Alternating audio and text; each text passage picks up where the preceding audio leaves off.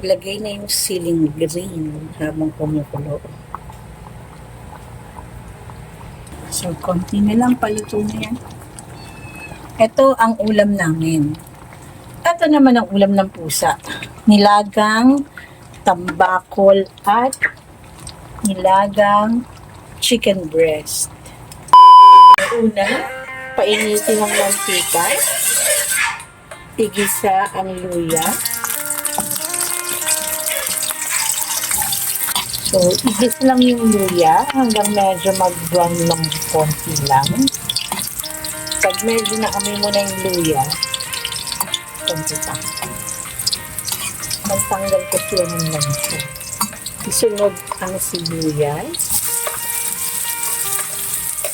Hanggang sa medyo maging translucent lang yung sibuyas. Tapos ilagay yung bawang. Gisa-gisa lang hanggang sa lumabas na yung amoy. Yung bango.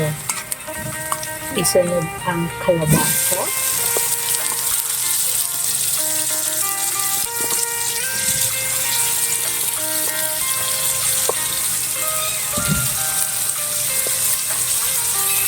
Lagyan ng konting patis. Ang gagamitin natin ay pentameter. Lagyan ng paminta. Siguraduhin wala ng staple water. So, isang kutsa mo lang yan hanggang sa kumapit na lahat ng pampalasa mo sa kalabasa. Ang pangalawang tiga.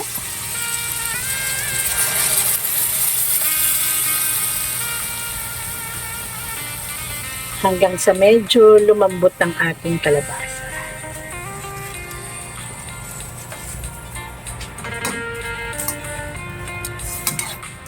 Hintayin kumulo lang at lumambot ng kaunti lang ating kalabasa. So, kapag kumukulo-kulo na, check kung malambot ng kalabasa. Medyo malambot na. Pwede na natin ilagay yung ating unang tiga. Natin yung kakamlata.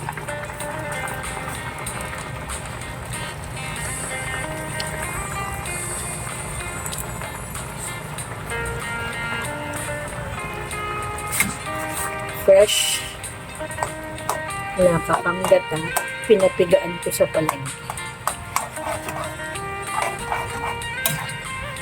Hintayin lang natin kumulo.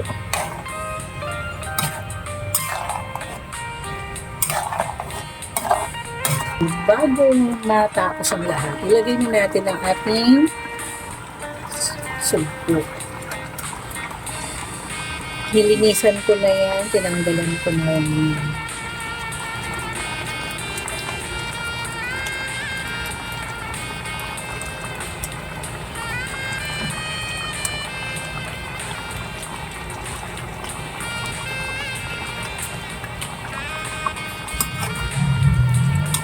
Halo-halo para hindi masyadong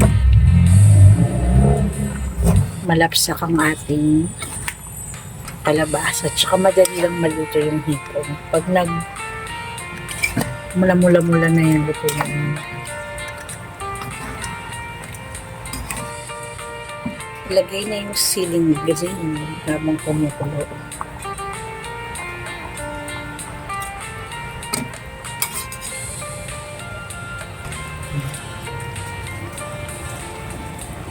So, konti na lang, paluto na yan. Ito ang ulam namin. Ito naman ang ulam ng pusa. Nilagang tambakol at nilagang chicken breast. Ulam ng mga meowing.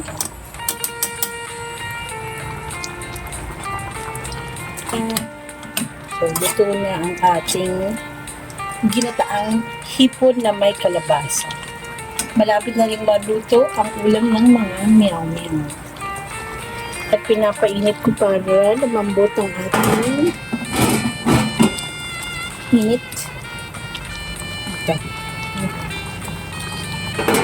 Chili.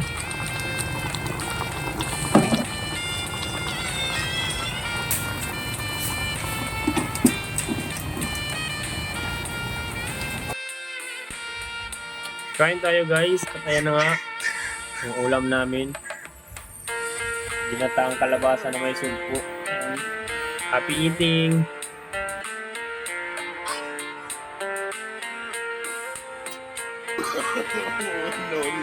Kain guys.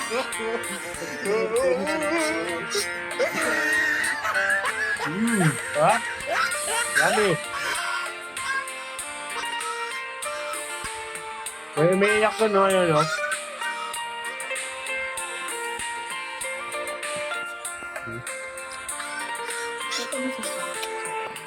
Ano? Ang pang-